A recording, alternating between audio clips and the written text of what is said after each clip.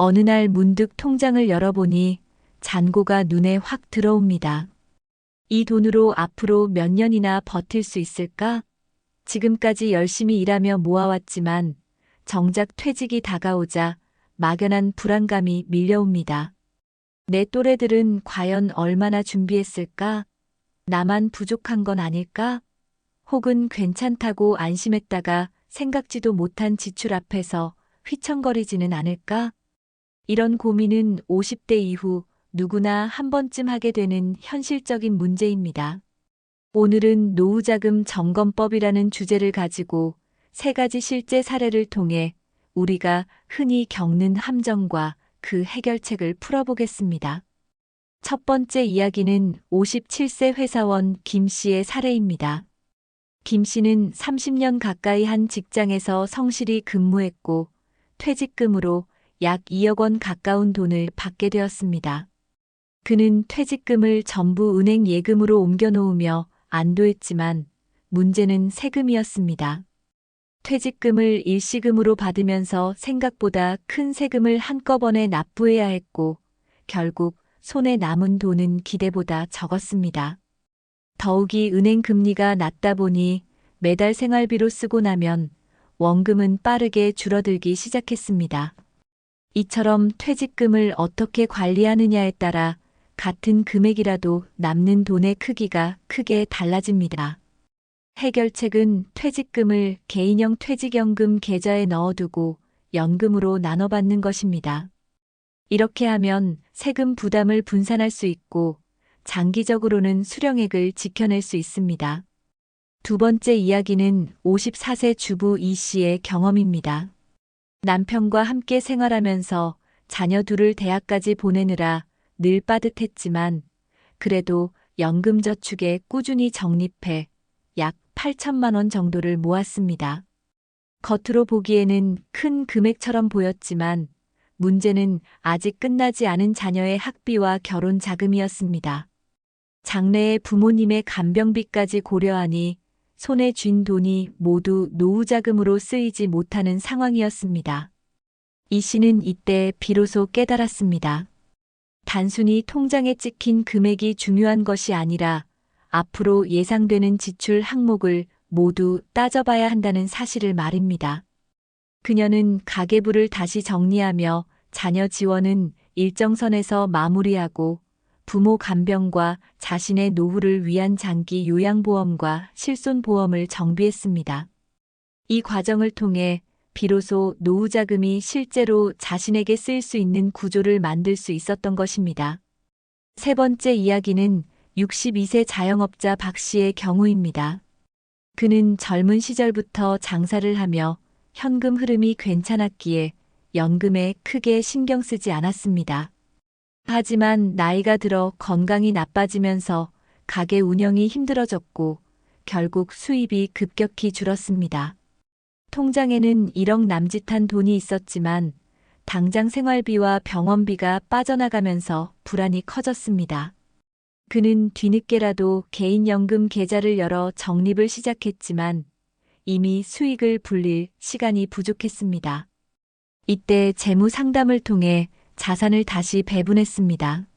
일부는 안정적인 정기예금으로, 일부는 변액연금과 배당주형 펀드에 분산 투자하며 최소한의 수익률을 확보하려 한 것입니다. 또한 자녀와의 대화를 통해 생활비 부담을 조금 나누며 현재의 생활을 이어가고 있습니다. 이 세 가지 사례에서 공통적으로 알 수 있는 점은 단순히 금액만 보고 안심하거나 불안해하는 것은 위험하다는 사실입니다. 노후자금은 숫자보다 구조가 중요합니다. 퇴직금을 어떻게 받느냐, 자녀나 부모를 위한 지출이 얼마나 남아있느냐, 건강과 생활 패턴이 어떻게 바뀔 것인가에 따라 실제로 사용할 수 있는 돈의 크기가 달라집니다. 그렇다면 지금 우리가 실행할 수 있는 방법은 무엇일까요? 첫째, 퇴직금은 가능한 한 개인형 퇴직연금 계좌에 넣어 연금 형태로 나눠받는 것이 좋습니다.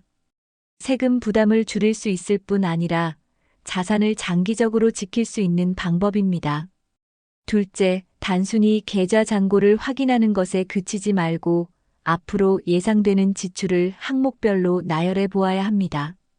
자녀 지원, 부모 간병, 본인의 건강 관리까지 포함해야 비로소 현실적인 노후 재무 계획이 세워집니다.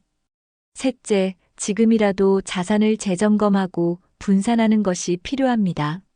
모든 돈을 예금에만 두는 것은 수익률 측면에서 위험할 수 있고 반대로 무리한 투자 역시 피해야 합니다. 안정과 수익의 균형을 찾는 것이 핵심입니다. 또 한 가지 중요한 점은 부부가 함께 점검하는 것입니다. 한쪽 배우자만 자금을 관리하다 보면 갑작스러운 변수 앞에서 대응하기 어렵습니다. 서로의 연금 계좌와 보험 상황을 투명하게 공유하고 필요하다면 전문가 상담을 받아 계획을 조율해야 합니다. 여기서 잠시 생각해 보시길 바랍니다. 내 통장에 찍힌 숫자는 얼마인지, 그 숫자가 실제로 노후 생활비로 얼마나 순수하게 남을 수 있을지, 혹시 자녀의 학비나 결혼 비용이 빠져나가야 할 돈은 아닌지, 건강 문제가 닥쳤을 때 감당할 준비가 되어 있는지. 노후자금 점검은 단순한 계산이 아니라 내 삶의 전체적인 그림을 그려보는 과정입니다. 지금 당장 통장 잔액만 보고 안심하거나 불안해하는 대신 내 삶을 둘러싼 환경과 앞으로의 변화를 함께 고려해야 제대로 된 답이 보입니다. 이제 다음 단계로 넘어가 보겠습니다. 지금부터는 우리가 실제로 사용할 수 있는 구체적인 점검 체크리스트를 통해 내 노후자금 준비 상황을 객관적으로 확인해 보도록 하겠습니다. 우리가 첫 번째 이야기에서 살펴본 것은 통장 잔액만으로는 노후 준비가 충분한지 알 수 없다는 점이었습니다. 이번에는 좀 더 구체적으로 지금 당장 실행할 수 있는 점검법과 전략을 살펴보겠습니다. 노후자금은 단순히 모아둔 돈의 크기가 아니라 그 돈이 어떤 형태로 준비되어 있고 앞으로 어떤 흐름으로 흘러가는지가 핵심입니다. 따라서 통장을 열어보며 안심하거나 불안해하기 전에 반드시 확인해야 할 몇 가지 전략적 지점이 있습니다. 가장 먼저 확인할 것은 현금 흐름입니다. 퇴직 이후 가장 두려운 순간은 돈이 빠져나가는 속도가 생각보다 빠르다는 것을 깨닫는 때입니다. 지금 내 월 생활비가 얼마인지, 그 생활비가 앞으로 어떻게 변할지를 구체적으로 기록해야 합니다. 여기에는 단순히 먹고 사는 비용만 포함해서는 안 됩니다. 교통비, 여가비, 경조사비, 부모님 간병비, 자녀 지원 비용까지 꼼꼼히 따져야 합니다. 이 항목들을 합산해보면 지금까지 막연히 생각했던 금액보다 훨씬 크다는 사실을 알게 될 겁니다. 둘째는 연금 점검입니다. 국민연금 예상 수령액을 확인하고 개인연금과 퇴직연금에서 실제로 받을 수 있는 금액을 합산해 보아야 합니다. 많은 분들이 단순히 원금이 얼마인지에만 집중하지만 매달 얼마가 꾸준히 들어오는지가 더 중요합니다. 생활비 지출이 월 100만 원인데 연금 수령액이 월 50만 원에 그친다면 나머지 50만 원을 어디서 충당할지가 큰 과제가 됩니다. 따라서 지금 당장 국민연금공단 홈페이지에서 내 연금 예상액을 조회해보고 부족한 부분은 개인연금이나 추가 적립을 통해 메워야 합니다. 셋째는 자산 배분입니다. 우리 세대는 흔히 안전자산인 예금이나 부동산에 치중하는 경향이 있습니다.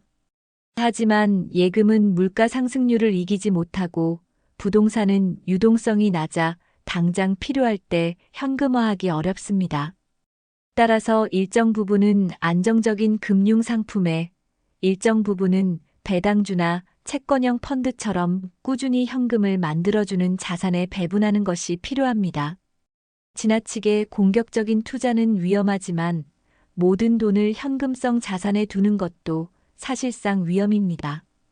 균형 잡힌 자산 배분은 50대 이후 노후자금 관리에서 반드시 필요한 전략입니다. 넷째는 건강 대비입니다. 돈보다 더 큰 리스크는 건강입니다. 병원비와 간병비는 예측하기 어려운 지출이자 한번 시작되면 끝이 보이지 않는 지출이 되기 쉽습니다. 따라서 지금 건강할 때 실손보험과 장기요양보험을 반드시 점검해야 합니다. 보험료가 아깝다고 생각할 수 있지만 막상 필요할 때 보험이 없다면 수천만 원이 한순간에 빠져나가 버립니다. 건강을 위한 투자는 곧 노후 자금을 지키는 가장 효과적인 전략입니다. 다섯째는 가족과의 대화입니다. 자녀의 학비나 결혼 자금을 어디까지 지원할지, 부모님의 간병비를 어떻게 분담할지, 배우자와 함께 어떤 생활 수준을 유지할지를 미리 논의해야 합니다. 이 과정을 거치지 않으면 결국 노후 자금의 대부분이 예상치 못한 가족 지출로 사라질 수 있습니다. 50대 이후의 자산 점검은 단순히 개인의 문제가 아니라 가족 전체의 협의 과정이라는 점을 잊지 말아야 합니다. 여섯째는 생활 방식의 전환입니다. 지금까지는 소득이 꾸준히 들어왔기 때문에 소비 습관에 크게 신경 쓰지 않았을 수 있습니다. 하지만 은퇴 이후에는 들어오는 돈이 제한적이기 때문에 소비 습관을 바꾸는 것이 필수입니다. 예를 들어 대형 아파트에서 작은 주택으로 옮기거나 자동차를 줄이고 대중교통을 이용하는 것만으로도 매달 큰 차이를 만들 수 있습니다. 노후 준비는 돈을 모으는 것만이 아니라 돈이 오래 가도록 쓰는 방법을 익히는 과정이기도 합니다. 마지막으로는 두 번째 커리어를 준비하는 것입니다. 평균 수명이 길어진 만큼 은퇴 후에도 일할 수 있는 기회가 많습니다. 단순히 돈을 벌기 위해서가 아니라 사회적 관계를 유지하고 정신적으로 활력을 얻는다는 점에서 중요합니다. 강의, 자격증, 취미 기반의 창업 등 다양한 형태로 준비할 수 있습니다. 일할 수 있는 기간이 길어지면 노후 자금의 소진 속도는 훨씬 느려지고 자산 운용의 여유도 커집니다.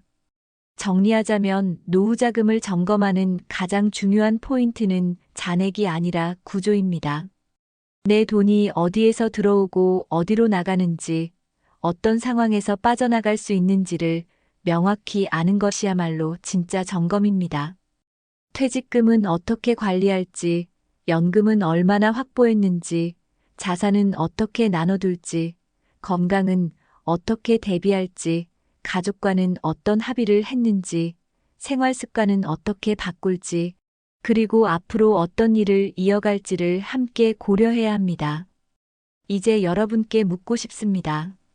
지금 내 노후 자금은 단순히 금액으로만 준비되어 있습니까? 아니면 구조까지 설계되어 있습니까? 혹시 막연히 괜찮을 거라고 안심하고 있지는 않습니까? 오늘 말씀드린 점검법을 바탕으로 여러분 스스로의 통장을 다시 들여다보시길 권합니다. 숫자 하나에 안도하거나 불안해하는 대신 구체적인 전략과 실행 계획을 세워보시기 바랍니다. 오늘 내용이 도움이 되셨다면 구독과 좋아요 부탁드립니다. 여러분의 생각과 경험도 댓글로 나눠주시면 함께 공감하고 배울 수 있을 것 같습니다. 여러분은 지금 노후 자금을 어떻게 점검하고 계신가요? 혹시 통장 잔액만 보며 안심하고 계시진 않나요? 댓글로 여러분의 이야기를 들려주세요.